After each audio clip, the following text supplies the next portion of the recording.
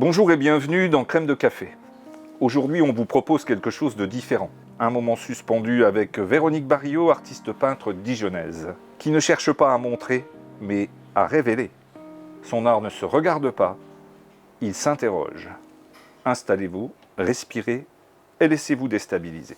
Bienvenue dans Crème de Café, le podcast qui allie l'énergie du business à la douceur des rencontres. Ici, le café, c'est le côté vif, intense et passionné.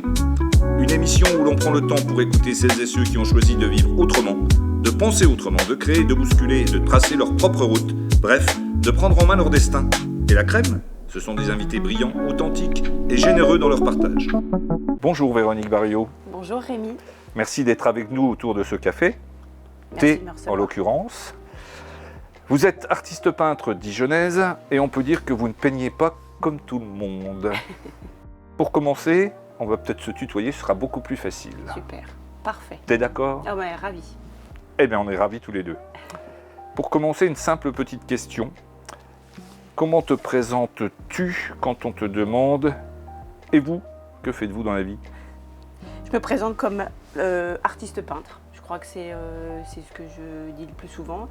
Je suis artiste peintre, mais une artiste un peu particulière. C'est souvent comme ça que je me définis. Et, si je puis me permettre, juste avant que tu sois artiste, tu n'étais pas artiste du tout. Pas du tout. Quoique, je pense qu'être artiste, c'est pas qu'une fonction. Je dirais que c'est une manière de penser, c'est une manière de voir les choses. Et en fait, on ne choisit pas d'être artiste. En tout cas, dans mon cas, j'ai pas choisi d'être artiste, je pense. Je pense que j'étais quand même comme ça dans la tête depuis toujours. Est-ce que artiste, c'est un don ?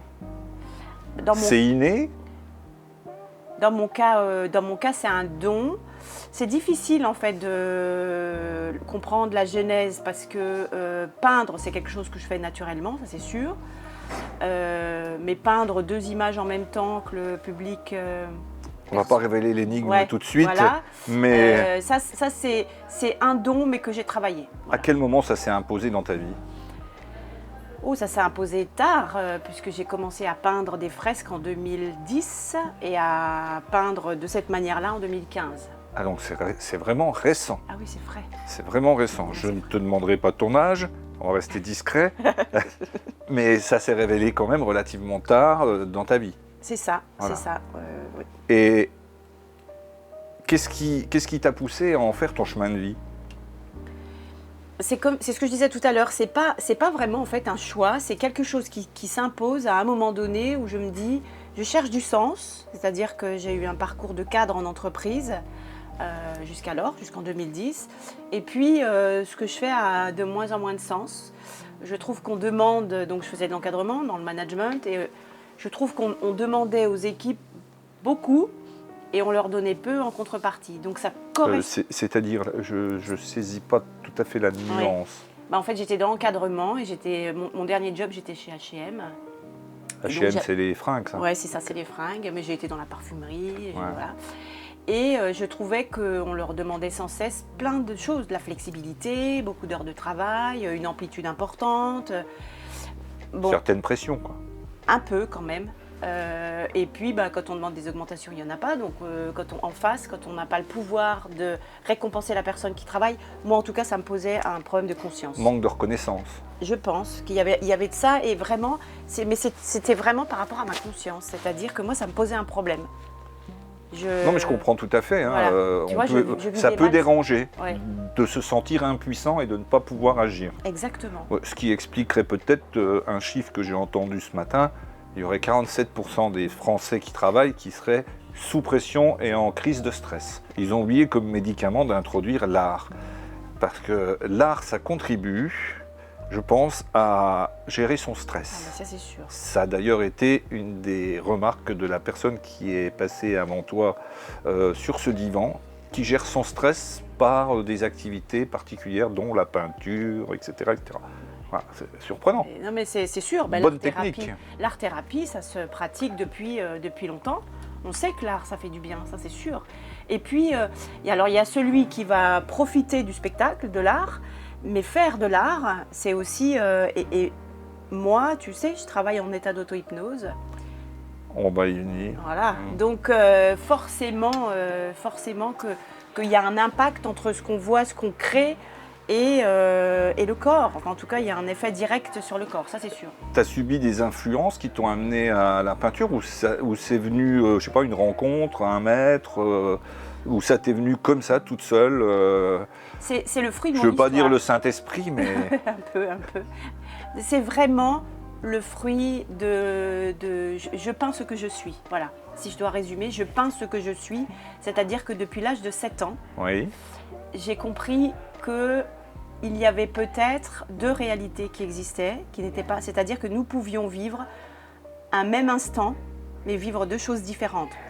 Ce que nous vivons là, toi, tu le ressens d'une certaine manière, et peut-être que moi, tu le ressens d'une autre manière, et que quelqu'un d'autre va le ressentir.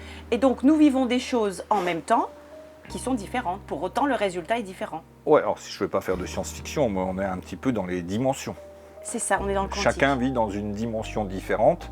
Et il y a forcément peut-être une Véronique et un Rémi Jean qui sont là juste derrière le rideau énergétique et qui sont en train de faire la même chose, mais peut-être pas sur le même sujet. C'est ça. C'est ça. C'est vraiment ça. C'est un travail quantique. Mais quand on va continuer un peu, Voilà. j'irai un peu plus en détail en fait, sur Et ce bien sujet. d'ailleurs, la peinture quantique, ça t'est venu comment? C'est une révélation d'un instant T Non, c'est un travail de recherche. C'est un travail de recherche. C'est-à-dire que j'ai cherché à faire... En fait, quand je suis passée de la fresque, j'ai commencé par faire des fresques sur les murs, et puis ensuite, je suis passée sur la toile. J'étais allée à New York, on m'a dit travailler sur toile, comme ça, vous pouvez expédier votre travail. Fresque sur mur, c'est des tags? Alors, c'est pas des tags, c'est des fresques, parce que le tag, d'abord, le tag, il est...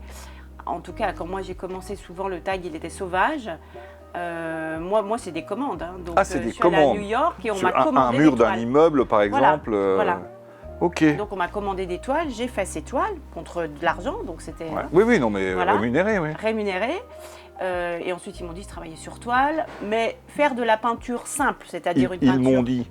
Les gens qui m'ont commandé mes premières œuvres sur mur à New York D'accord. m'ont dit, parce que notamment une galeriste qui m'a dit, ça nous intéresserait que tu travailles sur toile et puis que tu nous envoies ton travail. Ok. Donc Et, ça, il y a quand même quelques années, hein, c'était en 2013. mais là, si on veut parler d'actualité, Trump ne t'a pas appelé pour la Trump Tower, faire tout le côté gauche, Non, alors... un beau portrait de... Non. D'abord, il n'a pas mon portable. Alors lui, par contre, il n'est pas privilégié. Hein. Donc, non, il ne m'a pas appelé. Et puis, de toute façon, là, je serais très occupée. C'est peut-être pour le petit côté plaisanterie du moment, mais comment dire... Donc, c'est un travail de recherche, voilà, c'est ça le truc. j'allais y revenir, oui. La recherche, donc c'est scientifique quelque part. Alors, scientifique, je ne sais bien. pas ce que ça veut dire parce que j'étais nulle en maths à l'école. Et Je vois pas très ça du cartésienne, côté mathématique. Mais quand je dis scientifique, c'est un peu Réflexion. la science de l'esprit. Oui. Ah, ça oui. C'est ça. En fait, quand j'ai commencé à travailler sur toile, je me suis dit, je veux faire quelque chose qui n'a pas été fait. D'accord. Et ce qui m'intéressait, c'est la thématique art et cerveau. Donc, j'ai regardé, j'ai épluché tout ce qui avait été fait en thématique art et cerveau. C'est soit la géométrie, Vasarely, toutes les perspectives, etc. Oui, les figures Ce dans qu'on l'espace, connaît depuis, etc. voilà. Voilà, ouais. Ou alors une figure qui prend vie en fonction de l'angle. D'accord. De l'angle Les anamorphoses, du regard. l'angle de vue, du regardeur. Ouais. Donc une anamorphose par exemple, si tu... Voilà, donc ça prend vie, tu mets un cylindre et puis l'anamorphose elle existe D'accord, en fonction d'un angle bien précis. bien précis. Ok. Quand j'ai compris ça, je me suis dit moi je voudrais faire une toile, parce que c'est ce qui n'avait pas été fait, qui se transforme quand on s'avance et quand on se recule face à elle, quel que soit l'angle. Alors, Véronique, on va revenir sur le sujet. Je te propose une petite page de pub et l'occasion de boire un petit café et ton thé. Super. Une vie de rêve, c'est apporter du rêve à son quotidien à travers une sélection de mobilier, de décoration, de luminaires, design, pour apporter aussi de la gaieté, de l'harmonie, de la douceur en fonction des besoins de chacun. Ça peut être des projets d'aménagement, des conseils en décoration d'intérieur pour des particuliers ou pour des professionnels. C'est vraiment du conseil sur mesure. Nous sommes situés au centre historique de Dijon, face au Square des Ducs, au 2 bis rue Verrerie. Et donc n'hésitez pas à venir nous rencontrer. il y a un tableau qui vient d'apparaître là, qui est une de tes œuvres. Oui. Donc là, il y en a deux. Mais toi, tu vois quoi là? Ben, moi, j'en vois qu'un.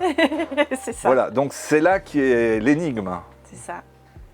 Donc tu vas peut-être pouvoir nous expliquer un petit peu, sans dévoiler les grands secrets, mais que le spectateur, l'auditeur comprenne Non, et c'est envie de venir regarder. Ah oui, c'est le but. Faut C'est le vraiment, but. ouais, et puis il faut voir vraiment, faut vivre l'expérience Ouais. en live. C'est ça. Donc là, toi, à ta distance, tu vois simplement des bombes de peinture. Je trouve ça ravissant d'ailleurs. Bon, merci.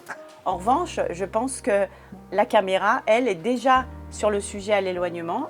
C'est-à-dire que si on s'éloigne, on voit Jean-Michel Basquiat. Donc il y a deux états possibles, il y a deux états présents et il y a deux regards différents. En fait, il y a deux états, donc deux images qui existent en même temps, mais ils ne sont pas à la même distance. Donc il y a deux lectures différentes, Donc, selon où on se trouve voilà. par rapport au tableau. Selon qu'on avance ou qu'on recule, on verra l'un ou l'autre des sujets, et que quel que soit l'angle. C'est-à-dire que c'est ça qui est rare, parce que souvent, l'angle, juste tout ce qui a été fait en termes d'illusion, l'angle souvent change la perspective. Pas dans mon cas. Qu'on soit là-bas ou là, on verra Jean-Michel Basquiat. À partir du moment où on circulait. À partir du moment où on va circuler. Voilà, c'est ça. Et entre ces deux tableaux, qu'est-ce qu'il y a? Il y a un espace vide. Donc là, on est dans la dimension, on est dans le moment où on traverse la toile, on est dans l'espace, l'espace-temps, C'est ça. et avant d'arriver sur la deuxième toile. Bien sûr. Mais c'est extraordinaire, ça, c'est carrément surnaturel, c'est presque, je dirais, aliénatique, si ce mot existe. Et le voyageur du temps, il se trouve quelque part entre les deux toiles. Et scientifiquement, c'est perçu comment? Alors, scientifiquement, déjà pour parler, juste pour comprendre un peu cet Oui. espace vide, finalement, moi j'ai réussi à créer deux images qui ne se mélangent pas, parce que dans la tête, mentalement, je peux les visualiser les deux, mais elles sont séparées par un espace vide dans ma tête. C'est-à-dire que je positionne deux images dans mon esprit, mais qui ne se touchent jamais. Elles sont séparées par un espace vide, mais quand je donne un coup de pinceau, je crée un bout de l'un, un bout de l'autre, mais qui sont sur des fréquences visuelles différentes. Alors ça paraît très compliqué comme ça, mais c'est un exercice cérébral que j'ai développé pour réussir à faire une toile qui se transforme de face. Donc scientifiquement, c'est ta question. Tout de suite, les premiers spectateurs qui ont vu mon travail et qui sont venus voir étaient des scientifiques. La première fois que j'ai montré mes doubles visions, c'était pour une expo au Grand Palais à Paris, c'était à Capital, donc une expo collective avec d'autres artistes.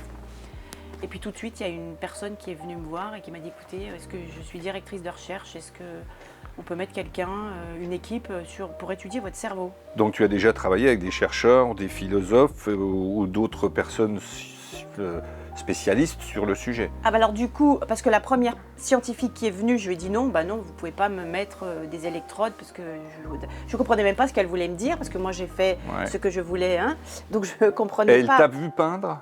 Elle m'a pas vu peindre, mais c'est la première. Mais après, j'ai eu d'autres scientifiques qui sont venus. Mais aujourd'hui, enfin depuis 2019, c'est en fait un scientifique du CHU de Lausanne, qui est le docteur Rouault, et qui fait des recherches, qui a commencé les recherches avec Bohdan Draganski, mais c'est vraiment Olivier Rouault qui est à la base et qui aujourd'hui continue ses recherches à la fois sur mon cerveau, mais aussi sur la perception du spectateur à Lausanne. Et quand quelqu'un vient dans ton atelier pour quelqu'un qui connaît rien à rien, la personne lambda qui passe, qui rentre, elle perçoit quelque chose ou pas? Alors, ou il faut lui expliquer est-ce qu'il y a des gens qui des fois on dit ah là qu'est-ce qui arrive, ils ont regardé une toile, ils se sont reculés, la toile a changé, ça peut être surprenant, ça peut interpeller, peut-être que ça peut faire peur, on se dit qu'est-ce qui m'arrive, c'est moi qui perds la tête. Alors souvent on a écrit un catalogue raisonné qui a été écrit. Et puis parce qu'on a beaucoup observé les réactions des spectateurs, et il y a ce qu'on appelle, ils ont appelé ça l'effet waouh, 99,9% du temps, les gens qui rentrent dans mon atelier, qui est donc place des Cordeliers, et à l'angle de la place des Cordeliers et de la rue Charrue, ils arrivent devant l'œuvre, ils observent l'œuvre, et puis ensuite je leur donne une paire de jumelles à l'envers, comme ça ils ne bougent pas, et ils tombent sur le sujet qu'on voit de loin, sans bouger. Et là, Alors parfois j'ai des gens qui ont même un choc artistique, donc ils s'effondrent, ils pleurent, mais c'est des larmes d'émotion, c'est pas des larmes de tristesse. Enfin, moi, ça ne m'étonne pas. Là, quand je regarde la toile, bon là, effectivement, je suis trop près, donc je ne vois que effectivement les bombes de peinture. Mais j'imagine que là, tout de suite, je pourrais presque me dire, là, je suis face à l'origine visuelle. Quand on rentre, on voit ça. Mais quelque part, l'autre toile, elle existe déjà, mais là. Oui, c'est ça, elle est là, elle existe Elle déjà, est là. mais elle est là, bien sûr. En fait, c'est une fréquence visuelle. C'est comme une radio finalement avec des ondes, c'est-à-dire que pour capter certaines ondes, tu dois trouver, tu sais, comme quand on était gamin et qu'on essayait. C'est ça. la même chose. Et ben, cette onde visuelle, cette fréquence visuelle, elle est quelque part par là. Et toi, tu ne peux pas la capter, ce qui n'est pas mon cas. Et c'est en ça que je suis seule au monde. En tout cas, à faire ça, comme ça. Moi, je peux me concentrer sur l'un, l'autre ou les deux. Et techniquement parlant, on parlait d'hypnose, d'auto-hypnose. C'est un phénomène qui est de plus en plus exploré, utilisé, même pour soigner un certain nombre de problématiques de santé. Ça intervient dans le traitement du sujet au départ? Ah oui, en réalité, mais alors je ne savais pas que c'était de l'auto-hypnose. Mais à force qu'il y ait des gens qui viennent dans mon atelier et qui me disent « Est-ce que vous avez conscience que vous faites c'est de l'auto-hypnose ?» J'ai compris qu'effectivement, c'était de l'auto-hypnose. Bien sûr que ça intervient parce que être concentré sur 2 sujets en même temps pendant 6 heures d'affilée par jour, il faut une concentration qui n'est pas dans la norme. Et j'ai créé en réalité des stimuli pour que mon cerveau soit en permanence sur ces 2 images. Donc le stimuli, c'est que je mets de la musique sur les oreilles et j'entre dans une concentration très particulière et je crée un tunnel qui est alors invisible pour le public, mais qui pour moi existe entre mon cerveau et la toile. Et là, c'est là où je me promène pour aller de l'un à l'autre des sujets dans la tête. D'accord. Est-ce que tu peux être sur cette toile, en train de la peindre, et passer sur une toile à côté, sur un autre sujet, comme ça?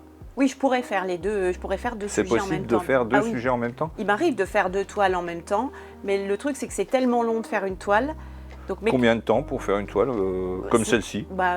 Une matrice, donc quand je la crée. L'original, oui. Voilà, un original c'est entre 90 et 120 jours. À combien d'heures par jour? 6 heures. Ah ouais. C'est un travail gigantesque. Hors norme, parce que c'est une concentration qui n'est pas dans la norme. Ce sont des équations au centimètre carré, 2 images qui existent pour tous les cerveaux du monde, mais pas au même endroit. Donc c'est très long. Et puis surtout, j'ai de plus en plus de sollicitations, donc je pars à l'étranger, etc. Donc j'ai eu moins de temps dans mon atelier. Cette année, j'ai fait une matrice, par exemple. Par contre, je fais des déclinaisons et ça va plus vite. Déclinaison, c'est des reproductions. C'est des reproductions, mais qui sont repeintes. Oui, mais c'est une reproduction. En fait, tu repeins la toile. Voilà, je repeins la toile. Et le fait de repeindre la toile, ça fait exactement le même effet. Ça fait le même effet. Parce que tu vas plus vite.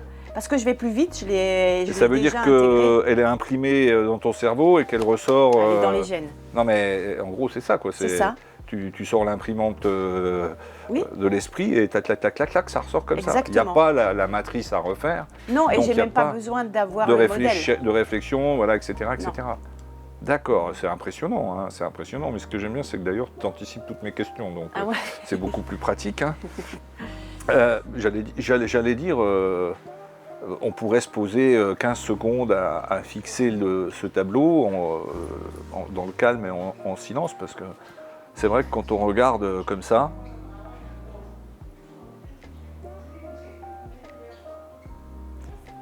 alors là ça fausse un peu le jeu, parce que maintenant que je connais, donc j'ai plus la même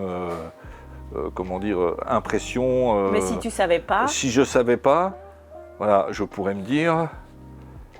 Ouais, il faut avoir envie de peindre des bombes de peinture. Non mais c'est ça le... Et pourquoi hein, voilà, c'est pourquoi, ou qu'est-ce qui se passe au travers de cette toile? C'est d'ailleurs ma question. Qu'est-ce qui se passe, comment tu vis la toile quand tu la peins? Qu'est-ce que tu transcris au travers du tableau? Alors, au-delà du fait d'avoir cette capacité de peindre, je raconte une histoire. Oui. C'est ça, ma question, c'est Voilà. ça. Qu'est-ce qu'il y a derrière? Voilà, ce qui est intéressant, c'est de ne pas non plus s'arrêter qu'à alors, ce que beaucoup disent, la technique, super technique. En fait, c'est pas une technique parce que c'est un don, donc c'est difficile de... On ne peut pas utiliser le mot technique dans mon cas, et puis chaque toile est un chemin différent. Il y a pas deux, c'est des doubles visions, il n'y a pas deux doubles visions qui sont cérébralement sur la même route. À chaque fois, c'est une route différente que je crée dans mon cerveau. Tu choisis ton thème de quelle manière? Bah, ça peut être lié à des collectionneurs qui m'imposent leur thème. Ah, ça peut être aussi. Et ils auront de toute façon le même effet? Ah bah ils auront le même effet. D'accord. Si on me dit, voilà, est-ce que vous pouvez faire mon fils et ma fille, je peux faire le fils et la fille, sans problème. On me donne 2 photos et... Sur la même toile, ils auront le fils, par Oui. exemple, qui sera là, Oui. et puis en circulant, ils ont la fille. Voilà, le tout Ah, c'est de choisir lequel on C'est met en oui, premier. lequel on veut mettre en premier. C'est impressionnant, mais c'est parce que là, j'étais en train de penser en même temps, j'ai un peu les idées qui se mélangent, mais j'étais en train de penser à des artistes que j'ai vus à Dijon, dans divers événements, où j'en ai vu qui te sortent 5 toiles en... Je vais exagérer, mais en 2 heures, ils ont balancé 5 toiles. Enfin, 5 toiles, 5, oui, on appelle ça 5 tableaux.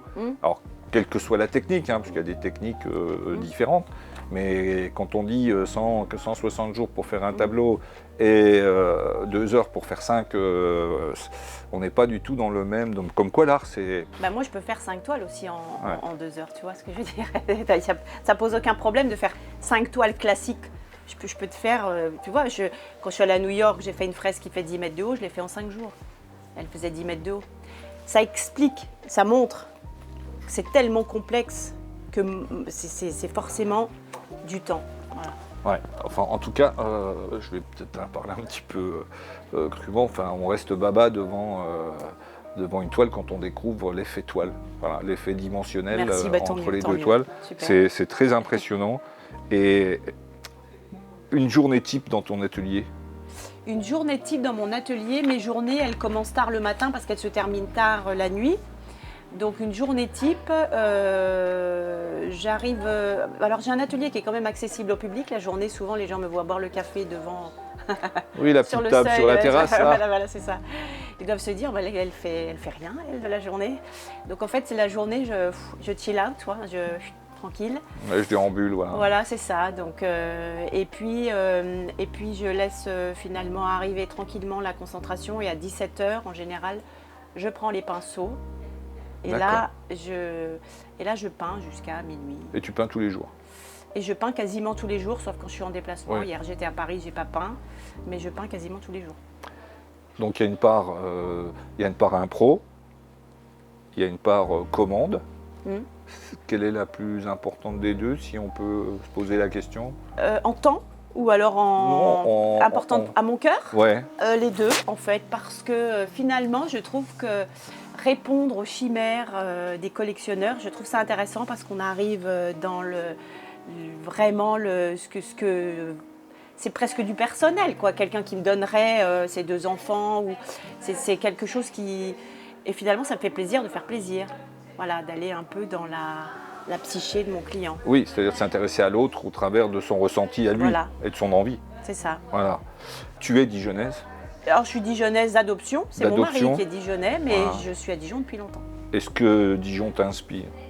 Ah bah Dijon m'inspire, je trouve que c'est une ville où il fait quand même bon vivre, on n'a pas à se plaindre. C'est facile d'être artiste ici? Non, alors par contre, là, je dirais pas que c'est facile d'être artiste. Alors, dans mon cas, c'est un peu particulier, comme j'ai pas de concurrence sur ce secteur, je suis seule à le faire, donc j'ai la chance d'avoir eu des Dijonnais depuis la première toile. D'accord. Ils sont venus me voir et qui ont acheté tout de suite, ce qui m'a permis de continuer. Alors je les vendais moins cher qu'aujourd'hui, mais grâce aux commandes, j'ai pu tenir le coup pour que le temps de la diffusion. Mais ce sont c'est globalement des chefs d'entreprise, mes clients. Globalement. Et il y a des collectionneurs, mais qui sont des chefs d'entreprise souvent. D'accord, oui, c'est peut-être lié aussi au coût du tableau. Oui. Faut dire les choses telles qu'elles sont. Bien sûr, bien sûr. Mais après, c'est la marque de la qualité, de la réussite, de l'émotion, de tout ce qu'on peut trouver à l'intérieur, et surtout de ce que les gens ont compris de la dimension. C'est ça. Voilà. En fait, c'est ça qui attire, c'est ça qui donne envie, c'est ça qui crée l'émotion. Les interrogations, je pense aussi. Il doit y avoir beaucoup d'interrogations. Beaucoup. Beaucoup, parce qu'effectivement, on peut se demander s'il n'y a pas une farce derrière tout ça. Mhm. Mais la réalité, c'est qu'à partir du moment où le succès est là, c'est que certains comprennent, certains sont adeptes. Parce que de l'art, Et puis si c'était une farce, il y en a d'autres qui s'en empareraient, Oui. qui le feraient. Tout à fait. Donc j'allais venir à cette question. Est-ce qu'il y a des imitateurs? Non. Non. Bah non. Non. La première expo que j'ai faite justement à Rang Capital, il y a des Asiatiques, des Chinois qui sont venus et qui étaient prêts à gratter le tableau. Alors il y avait mon mari qui était là, qui était en train de dire attendez, vous êtes gentils là, s'il vous plaît. Et donc ils essayaient de comprendre. Il y a quelque chose. Et ben non, on peut pas. Et en plus, si on fait une photo de mon travail pour copier par exemple, là si je faisais une photo. Là, ils auront la photo de ça. Non, ils auront la photo de l'autre. Jean-Michel Basquiat. D'accord. Donc c'est compliqué, hein. L'énigme. Voilà. Ils jettent leur appareil photo. C'est ça. Eh bien, écoute, je pense que c'est très intéressant. Franchement, c'est énigmatique. On a envie d'y passer plein de temps.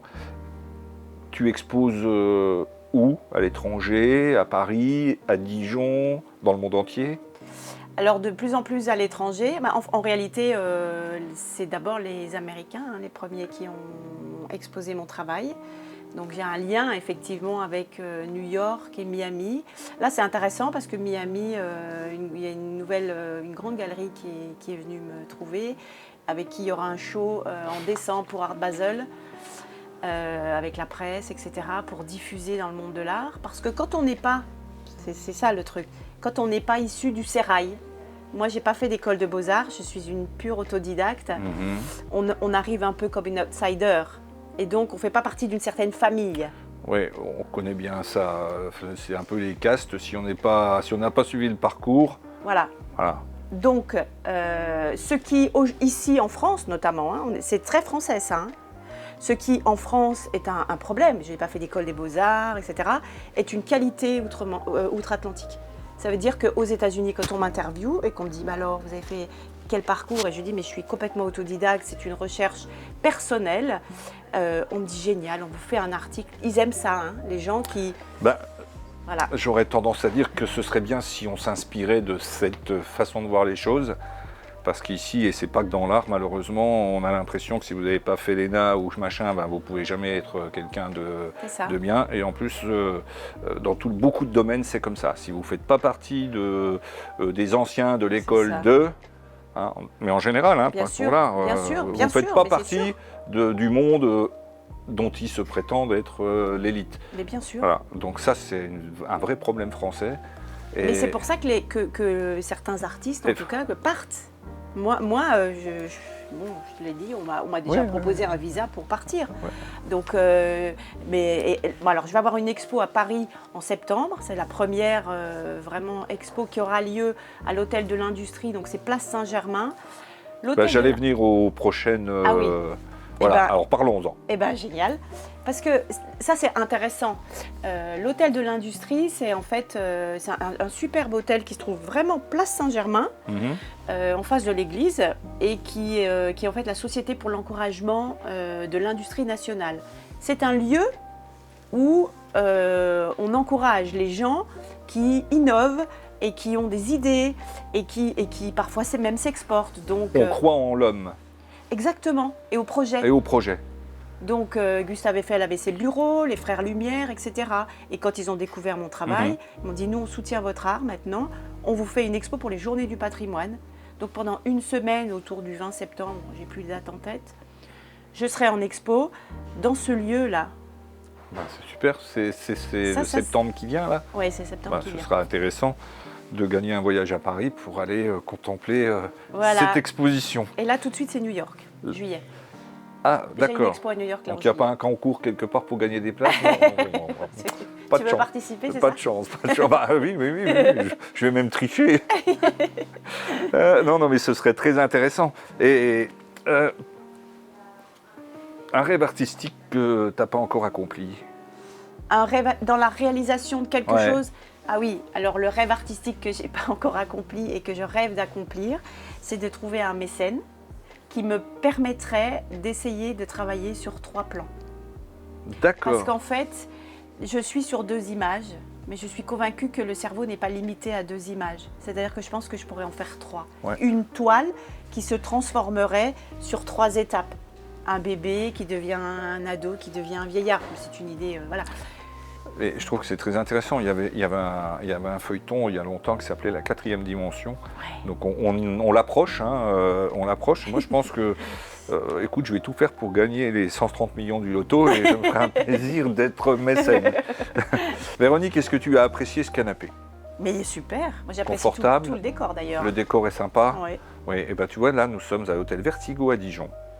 Nous les remercions d'ailleurs beaucoup de nous avoir prêté cet endroit sympathique, magnifique, qui Très. se prête bien Très à cet entretien. parfait. Et si tu devais transmettre à ceux qui vont nous regarder, nous écouter, une idée, une pensée à travers l'art, ce que tu fais, une seule, ce serait quoi? Une pensée à travers l'art, ce que je fais. Ouais, une idée, une pensée. Alors je dirais une phrase qui en fait m'a accompagnée toute ma vie et qui est aussi s'illustre dans mon travail, c'est à l'impossible, nul n'est tenu. Eh bien, je te remercie beaucoup. Ce sera le petit mot de la fin de Merci à cet toi. entretien. Je suis ravi d'avoir pu le réaliser. Je suis ravi que tu aies accepté de jouer le jeu. Et franchement, je te souhaite, Crème de Café te souhaite tout le bonheur du monde Merci. au travers de ton art. Merci beaucoup Merci, pour Véronique. ce moment. Merci, super. Merci beaucoup.